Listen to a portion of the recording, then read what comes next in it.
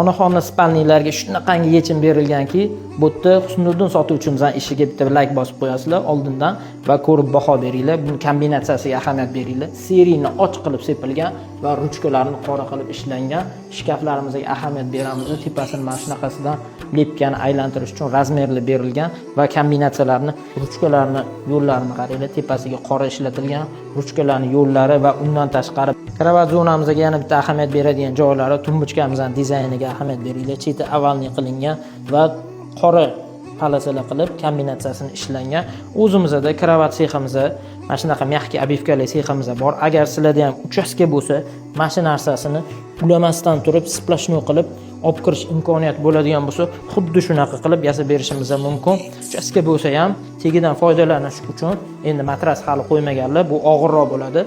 Ko'rib turganingizdek, matras qo'ygandan keyin bemalol ochiladi. Tegidan ham foydalanish uchun, chemodanni qo'yib qo'yish uchun sharoit qilib berilgan. Sizlarga ham shunaqa sifatli spalni bo'ladimi, oshxona mebli bo'ladimi, eshik bo'ladimi, kravat bo'ladimi, nima kerak bo'ladigan bo'lsa, murojaat qilsanglar, o'zimiz yasab beramiz.